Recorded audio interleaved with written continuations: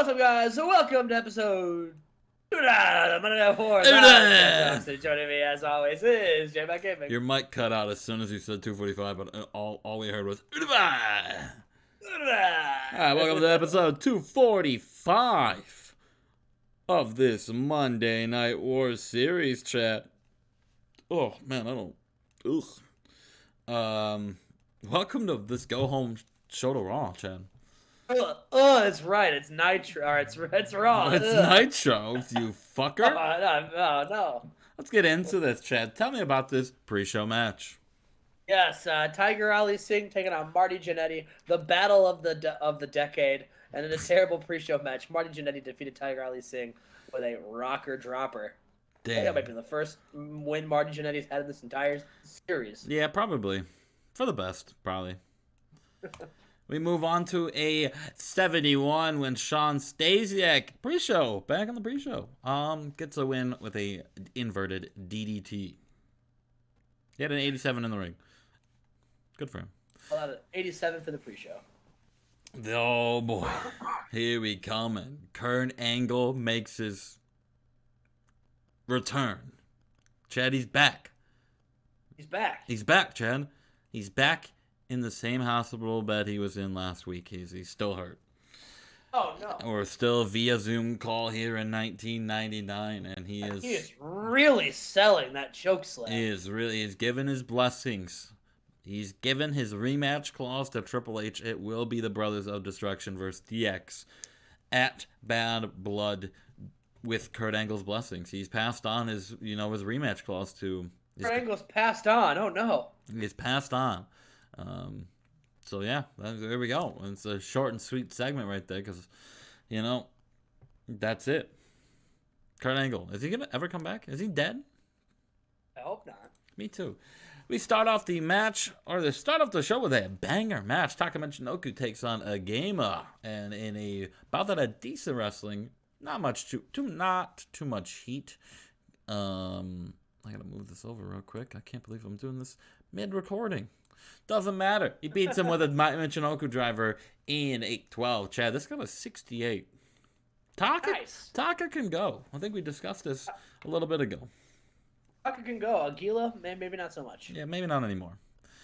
Oh, we move on backstage, and it's just Ace Steel reassuring the crowd and the fans. He's got PJ Black with him and Stephanie McMahon. He reassures the crowd that at Bad Blood, he's going to leave. He's going to leave the Allstate Arena in Chicago, Illinois, with Jushin Thunder Liger's mask in his hand and the light heavyweight championship over his other shoulder. So, there we go. We're going to handle this because I got a complete success. Complete success. We move on. Oh, my God. The Stash and the Stud get a big win in 9-14 when Stash gets a win and a pin over Mosh and a flashback. And Chad, if this is, I'm gonna be straight honest with you. These guys were gonna fight at the pay-per-view, but it looks like Major Stash has a severe concussion. Oh no. And it looks like he probably will not be at Bad Blood. And this angle right now, if I booked it, is gonna make no sense. Nope, it's Paul White. Speaking of severe concussions, if I am not mistaken, Jeff Jarrett fractured his skull last week on Monday Night Raw in the pre-show, and Paul White was not happy. It was Bob Holly who dropped him on his head. And after, in the middle of the show, Paul White absolutely destroyed the Raw locker room trying to get to Bob Holly for hurting his big friend, Jeff Jarrett. So tonight, Vince McMahon makes it up to Paul White, and we get a one-on-one match, Bob Holly and Paul White. And Paul White will win in 3:19 with a chokeslam. What if Bob Holly injured Paul White? Then Bob Holly would have been on WCW Nitro the next week. We move on to a match I just threw them together. Shane McMahon defeats Ultimo Dragon in 13-11 with the Mac Daddy elbow. Oh, man. Aren't you so glad you left Nitro to come to Raw, to Ultimo Dragon? The job to Shane McMahon. Yeah. There you go.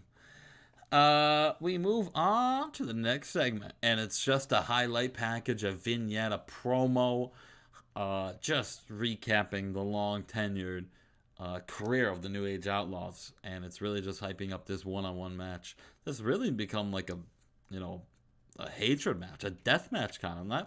It's not gonna be a death match, but these two guys don't. Billy Gunn does not like Road Dogg anymore. What happened?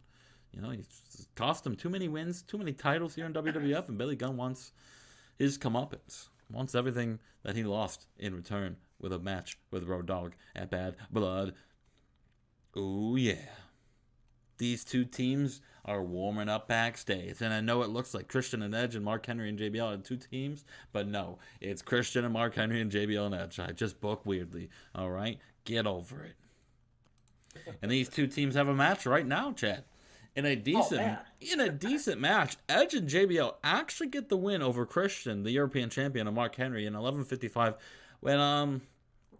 when Mark Henry and Christian got counted out. They walked out. Don't ignore the while fighting JBL segment. They just walked out. They didn't want to fight these guys anymore. Edge and JBL showed excellent chemistry teaming together. Let's fucking go. Let's go. Yeah. Let's go. Tag team champions. The rated R rich guys. Let's go. Edge and JBL. We move on to, I don't remember. Oh, Shawn Stasiak. Last week they was made official. We get Rock and Stasiak, and Stasiak beat Stone Cold in the middle of the ring 1, 2, 3, and he said, "Hey, Rock, not only did I look good last week defeating the man you defeated at SummerSlam, like that was so hard to fucking do because I did it too at Raw. I beat Stone Cold. I'm the man here, Rock, okay? You were a man in maybe 96, but it's 1999. It's almost the new millennium, Dwayne.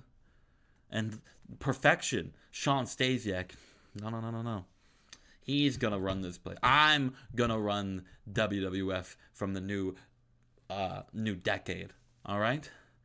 I will be the face of the WWF from 2000. No, from September, from Bad Blood until I decide to retire, because there ain't nobody in this business, ain't nobody in this company that's gonna beat me, the perfection, Shawn Stasiak. Ooh. And he's got a Stasiak World title, this pre-show belt. Oh, he got the pre-show belt. He busted out the pre. And he won in the pre-show. He busted it out. We got our main event of the night. It's a go home. It's Kane Undertaker getting a big win over the Legion of Doom. And, we move on. That's really not much more than you can say. Kane and Undertaker really haven't been on the card in a little bit, just to get our tag team champions a little warmed up for their big title defense at Bad Blood. They take on DX there. But our main event angle, it is a contract signing, Jen. Oh, contract signing. Hell yeah. Eddie Guerrero. Oh, they're back. Owen Hart. 30-minute Iron Man submission match for the World Heavyweight Championship, and they signed the contract. They signed on the dotted line, and Eddie looks at him. I can move on to the next segment, I guess. Eddie signs it, and Owen's got his hands on the table. And Eddie stabs the pen through Owen's hands. But it's not directly. It's like gimmick. So like it looks like it's through his hand, but it's not through his hand. And he's selling. He's like ah, and Eddie puts him in the El Paso Lasso. Is that what he calls his finisher? El Paso Lasso. No, he doesn't even put him in that. He puts him in the damn sharpshooter. Oh man! Hits him with the belt. Hits him with the sharpshooter. He says, "You're never gonna touch this World Heavyweight Championship again, Owen. You might as well go run back to WCW with your brother and go fight for that world title. Because they need someone to fight for it now." So, there we go. And we finished the show. And 82. Yeah. And it's a go home. It's a go home.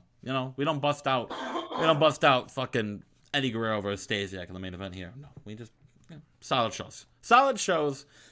Chad, we'll get to Nitro right here. Go home Nitro for Fall Brawl. We'll see you guys 246. Peace, love, and Chad, anything you gotta say? Let's see. What do I have to say? Let's see. I wonder. Are you still recording? Yeah. Oh, okay. I thought you were gonna cut me off mid-converse. You know what, Justin? Happy birthday.